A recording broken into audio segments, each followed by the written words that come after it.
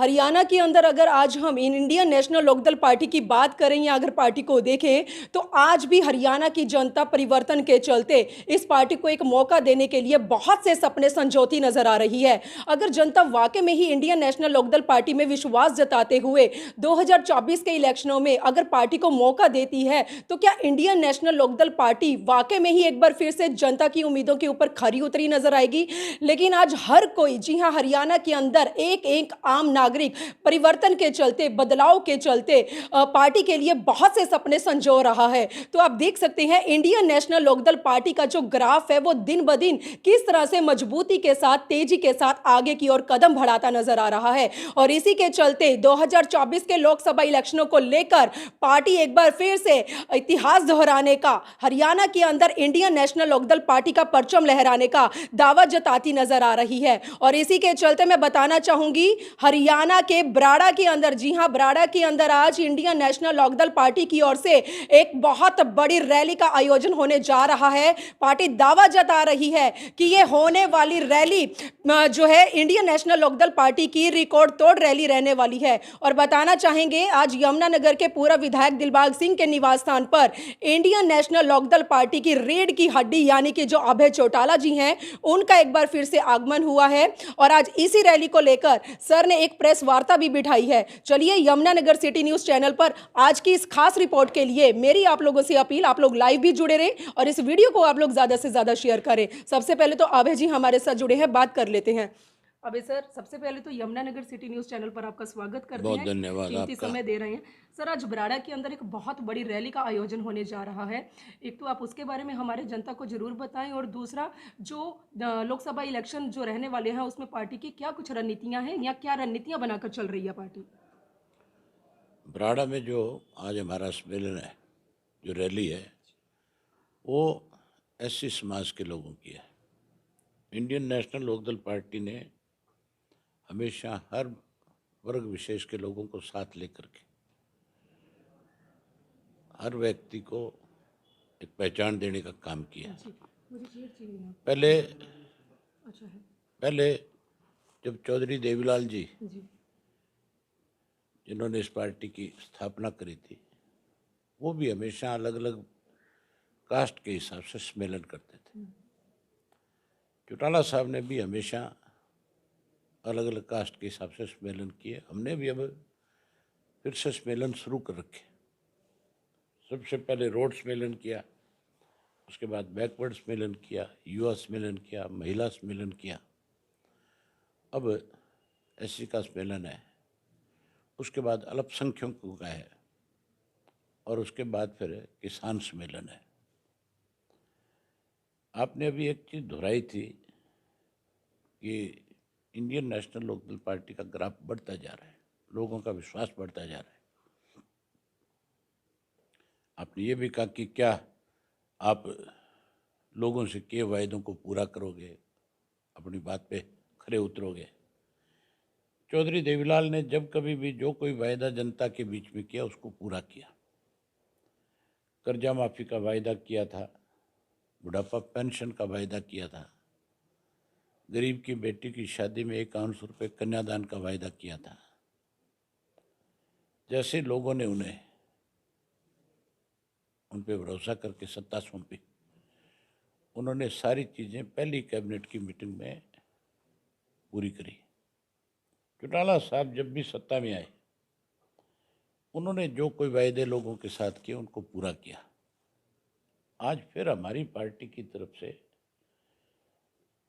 7-8 बातें लोगों के बीच में इस परिवर्तन यात्रा के दौरान हमने कही। जब इसकी शुरुआत करी उस वक्त चौटाला साहब ने हजारों लोगों के बीच में कहा कि अगर विश्वास करोगे, भरोसा करोगे, तो फिर आज जो सबसे बड़ी समस्या बेरोजगारी है, हम इसको दूर करेंगे। और उसको दूर करने के लिए हर घर से एक पढ़े लिखे बच्चे को रोजगार और नौकरी देंगे। किसी घर की बेटी पढ़ी लिखी हो सकती है, किसी का बेटा पढ़ा लिखा हो सकता है, कोई भेदभाव नहीं। हर घर में एक परिवार के एक सदस्य को जॉब देंगे। जो कोई नौकरी से वंचित रह जाएगा, रोजगार नहीं होगा, उसे 21,000 रुपया बेरोजगारी भत्ता देंगे। आज बुढ़ापा पेंशन जो है काटी जा रही है, 5 लाख से ज़्यादा बुजुर्गों की पेंशन काट दी, 9 लाख से ज़्यादा गरीब आदमियों के पीले कार्ड काट दिए, राशन कार्ड काट दिए। हमने फैसला लिया है कि जहाँ उन 5 लाख से ज़्यादा बुजुर्गों की जिनकी पेंशन कटी है उसको ब्याज के समेत उनके घर पहुँचाएंगे। वहीं उसके साथ साथ महंगाई बढ़ गई, खर्चे बढ़ गए, तो 7500 रुपया बुजुर्गों की पेंशन करेंगे ताकि बुजुर्ग आदमी अपना जीवन अपने आप आगे बढ़ा सके, किसी को उसके आगे हाथ ना फैलाना पड़े। इसी तरीके से हर गरीब आदमी को जिनके पीले कार्ड काटे हैं बहाल भी करेंगे, चाहे वो शहर में रह रहा है, कस्बे में रह रहा है, गांव में रह रहा है। 100 गज का प्लाट देंगे और उस 100 गज के प्लाट के ऊपर चौधरी देवीलाल आवास योजना के तहत पक्का मकान भी बना करके देंगे। महिलाओं को जो है, मोदी जी ने कहा था गैस का सिलेंडर फ्री में दूंगा। कांग्रेस बीजेपी जब कभी भी कहीं इलेक्शन होता है जाके घोषणा करते हैं और ये कहते हैं कि हम 400 का कर देंगे, 600 का कर देंगे।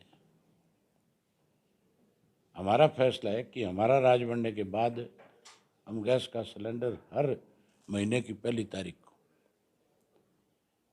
उसमें कोई कैप नहीं, जैसे बुढ़ापा पेंशन दी हर व्यक्ति को, वैसे हर घर में गैस का एक सिलेंडर सरकार की तरफ से मुफ्त में आएगा। हर गृहिणी के खाते में 1100 रुपये, उसकी रसोई ठीक चले, उसको रसोई के पैसे किसी से मांगने ना पड़े, उसके भी साथ में देंगे। आज बिजली बहुत बड़ी समस्या है, रेट बढ़े हुए हैं। बिजली के बिल जो 200, 300, 500 रुपये आते थे, आज की तारीख में वो बिजली के बिल जो है हज़ारों में तब्दील हो गए, 5-5, 10-10 हज़ार रुपये है। हर घर के अंदर बिजली के कर्मचारी जो है लोगों को बेइज्जत करने के लिए रोज़ छापे मारते हैं, रोज़ पेनल्टीज लगाते हैं, डिमांड करते हैं पैसे की। घरों के बाहर मीटर लगा दिए। जो घर के अंदर मीटर था, तो जिस व्यक्ति के घर के अंदर मीटर लगा हुआ था, अगर वो चोरी करता था तो उसकी जिम्मेवारी थी, पकड़े जाने पे उसके ऊपर कितनी बड़ी पेनल्टी लग सकती थी। आज घर के बाहर मीटर लगा हुआ है, खराब हो जाए पेनल्टी उसको लगती है, खराब कोई शरारती करता है। हमने ये फैसला किया कि मीटर हटाएंगे और नए मीटर लगाएंगे। उसमें फिक्स होगा कि 500 से ज़्यादा बिल नहीं आ सकता। ये करेंगे ताकि कोई उपभोक्ता जो है परेशान ना हो, हर एक के लिए समान हो। सर, चुनावी साल का अंतिम ये सारी चीज़ें जो है आज लोगों को हमारे ऊपर भरोसा है। इस यात्रा के दौरान आपने देखा होगा कि किस तरह से लोग जो है यात्रा का स्वागत करते थे, जगह जगह मिठाइयाँ लेकर के खड़े रहते थे, लंगर चलते थे। उसके अलावा हमने हर तरह का मौसम देखा, बारिश भी थी, गर्मी भी आई, सर्दी भी आई, लेकिन लोगों ने हमारा बहुत साथ दिया। हम उनके इस बात के लिए आभारी हैं। हमें उम्मीद है कि इलेक्शन के समय में लोग और ज़्यादा मजबूती के साथ हमारी मदद करेंगे। जी सर, चुनावी साल का अंतिम बजट सरकार के द्वारा पेश किया गया, जिसमें देश के प्रधानमंत्री नरेंद्र मोदी ने, आप भी जानते हैं अच्छी तरह से, कि 4 जातियों के ऊपर फोकस किया है। मेन जो युवा, अन्नदाता, गरीब और महिला। और इसी के चलते आपको पता भी होगा कि 1 करोड़ महिलाओं को लखपति दीदी बनाने का सरकार जो है ऐलान कर रही है। और अगर अन्नदाता पर भी अगर सरकार फोकस कर रही है, तो क्यों आने वाले दिनों में जो अन्नदाता है वो दिल्ली की ओर दोबारा से कूच करने वाले हैं? क्या लगता है आपको? मोदी जी ने अनेक वायदे किए हैं। जी वायदा तो 15 लाख देने का भी किया था। कोई एक भी आदमी किसी को 15 लाख मिला है तो बताओ। मोदी जी ने वायदा तो 2 करोड़ युवाओं को रोजगार देने का भी किया था। अब तक 20 करोड़ युवाओं को रोजगार मिलना चाहिए था, नौकरी मिलनी चाहिए थी, 20 लाख को भी नहीं दे पाए। मोदी जी ने तो ये कहा था कि मुझे 50 दिन का समय दो, मैं देश से जो है जो काला बाजारी है उसको ख़त्म कर दूंगा। होगी। महंगाई कम करने की बात करी थी। गैस के सिलेंडर लेके नंगे बदन ये लोग प्रदर्शन करते थे, उन्होंने कहाँ पहुंचा दिया। पेट्रोल और डीजल के रेट कहाँ चले गए। ये केवल लुभावनी बातें हैं। ये कल को फिर ये कहेंगे कि ये जुमले थे हमारे। जहाँ तक अन्नदाता की बात है, अन्नदाता का तो 10,000 करोड़ का बजट कम कर दिया। यूरिया का बैग जो है उसका 5 किलो वजन कम कर दिया। उसमें नाइट्रोजन की मात्रा कम कर दी।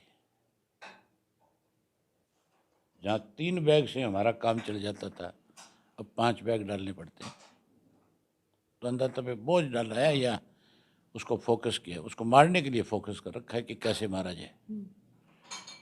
युवाओं के साथ तो इससे बड़ा धोखा क्या करेंगे। उनसे वायदा किया और उसको पूरा नहीं किया। महिलाएं उसमें शामिल नहीं थी। 15 लाख गैस का सिलेंडर मुफ्त में देने की बात नहीं कही थी, महिलाओं को दे दिया। अब नया नाम दे दिया, लखपति दीदी। उसको ये पूछने वाला हो 2047 जी। बेटी बचाओ बेटी पढ़ाओ का नारा दिया गया इस देश में, उसको पूरा कर दिया। किस तरह से बेटियों पे अत्याचार आज है। सत्ता में बैठे लोग बेटियों की इज्जत पे हाथ डालते हैं, सरकार उनको संरक्षण देती है। आपके हरियाणा में तो एक मंत्री है जिसके खिलाफ आरोप है, राज भी मंत्री है। सन 2047 तक आज भारतीय जनता पार्टी जो है विकसित भारत बनाने के लक्ष्य को अपने साथ लेकर चल रही है। आपसे जानना चाहती है जनता, क्या वाकई में ही आज देश के प्रधानमंत्री नरेंद्र मोदी का विकसित भारत बनाने का सपना वाकई में ही साकार होगा? इससे ज़्यादा विकसित क्या करेंगे कि जो बात मोदी जी ने कही आज तक उसको पूरा नहीं किया, तो विकसित हो ही रहा है। एक तरफ भारत को विकसित बनाने की बात करते हैं, दूसरी तरफ 80 करोड़ लोगों को मुफ्त में अन्न देने की बात करते हैं। आप गरीब आदमी को आगे बढ़ाने की बजाय उसको मुफ्त में अनाज दे करके उसको कमज़ोर कर रहे हो। सरकारी स्कूलों में टीचर नहीं है। जी। हरियाणा में गरीब आदमी का बच्चा पढ़ ही नहीं सकता। जो मजदूरी करने वाला है वो सरकारी स्कूल में पढ़ाएगा, वहाँ मास्टर नहीं है, कैसे पढ़ेगा उसका बच्चा। विकसित करना है प्रदेश को, विकसित करना है देश को, तो सबसे पहले आपको जो है उस चीज़ को पूरा करना होगा जिससे आम आदमी को कोई ना कोई फ़ायदा मिले। जी। आज हमारे यहाँ 2,09,000 नौकरियाँ जो है खाली पड़ी हैं, जिनमें टीचर भी हैं, जिनमें डॉक्टर भी हैं, जिनमें अलग अलग विभाग के लोग हैं। अगर वो विभाग भरे नहीं जाएंगे तो विकसित कैसे करोगे आप? क्या तरीका है? आज भी जनता आप ही की सरकार से उम्मीदें लगाई बैठी है कि जो इंडियन नेशनल लोकदल पार्टी के कार्यकाल में या उनके राज में जो युवाओं को सबसे ज़्यादा नौकरियां मिली थी, आज वही युवा जो हैं इतनी बड़ी बड़ी डिग्रियां हाथ में लेकर दर दर की ठोकरें खा रहे हैं। यहाँ तक कि गांव के गांव तक खाली हो रहे हैं। विदेशों की ओर युवाओं का जो रुख है वो उस दिशा की ओर बढ़ रहा है। तभी तो हमने ये वायदा किया लोगों के साथ, और लोगों को हमारे से ये उम्मीद है कि हम जो वायदा करते हैं उसको पूरा करेंगे। इसीलिए वक्त बदलेगा, इंडियन नेशनल लोकदल पार्टी सत्ता में आएगी, हम अपने किए वायदों को पूरा करेंगे। सर, एक और चीज़, आज हरियाणा के अंदर हम किसी भी मुद्दे की बात करें, अगर किसी भी मुद्दे को देखें तो आम जनता आज सड़कों पर उतर चुकी है। आज से पहले बहुत सी सरकारें आई और गई, क्या कभी इस तरह का भ्रष्टाचार कभी चरम सीमा पर देखने को मिला? और आपने तो खैर हर किसी की लड़ाई को विधानसभा में भी उठाने का काम किया है। आखिरकार कमी कहाँ आ रही है कि सरकार सुनवाई नहीं कर रही? सरकार हो तो सुनाई हो। जी। ये तो लुटेरे हैं, प्रदेश को दोनों हाथों से लूटने में लगे हैं। आप खुद ये मानती हो, कहती हो कि आज भ्रष्टाचार चरम सीमा पे है, तो भ्रष्टाचार कर कौन रहा है? सत्ता में बैठे लोग करते होंगे या कोई आम आदमी करता है? तो फिर लुटेरे अपने खिलाफ कैसे कार्रवाई करेंगे? समय बदलेगा, कार्रवाई होगी, निश्चिंत रहो। एक और चीज़ कि अब तो जनता को खतरा सताने लग गया है कि जिस तरह से चुनावों की घड़ी नज़दीक आ रही है, कभी भी चुनावी बिगुल बज सकता है। तो ईडी की जो रेड है, वो लगातार विपक्ष में बैठी सरकारों के घरों पर जारी है। क्या लगता है कि वाक़ई में यमुनानगर में इंडियन नेशनल लोकदल पार्टी से खतरा सता रहा था? और क्या कारण हो सकता है? मिला तो कुछ था ही नहीं। कोई एक कागज मिला हो तो बताएं। कुछ नहीं मिला, गलत तरीके से कार्रवाई करी कोर्ट ने, उसके खिलाफ फिर अपनी कार्रवाई करी। तो आपने देखा कि ये हैं इंडियन नेशनल लोकदल पार्टी से चौधरी अभय सिंह चौटाला जी, जो आज यमुनानगर के पूर्व विधायक दिलबाग सिंह के निवास स्थान पर पहुंचे हैं, क्योंकि आज के दिन ही हरियाणा के बराड़ा के अंदर एक बहुत बड़ी रैली का आयोजन होने जा रहा है। देखते हैं क्या ये रैली वाकई में ही रिकॉर्ड तोड़ रैली रहने वाली है, और इसी के चलते आज अभय सिंह चौटाला अपनी पार्टी की ओर से हरियाणा की जनता से बहुत बड़े बड़े वादे करते नजर आ रहे हैं। और आज जनता भी बहुत सी उम्मीदें लगाई बैठी है इस इंडियन नेशनल लोकदल पार्टी से। तो आने वाला 2024 का चुनाव ही बताएगा कि अब वाकई में ही हरियाणा के अंदर एक बार फिर से पार्टी अपना इतिहास दोहराती है, क्या इंडियन नेशनल लोकदल पार्टी का वाकई में ही परचम लहराएगा। ये सारी चीजें जो है हरियाणा की जनता के ऊपर लागू होती नजर आती हैं। तो दोस्तों, जनता एक तरफ परिवर्तन तो देखना चाहती है, लेकिन ये परिवर्तन कहां तक रंग लाता है, ये तो आने वाला वक्त ही बताएगा। तो आज की सबसे बड़ी अपडेट यमुनानगर से दिखा रही हूं। मेरी आप लोगों से यही अपील है कि आप लोग इस खबर को ज्यादा से ज्यादा शेयर करें। वीडियो जर्नलिस्ट मनप्रीत के साथ यमुनानगर से मनदीप कौर की रिपोर्ट।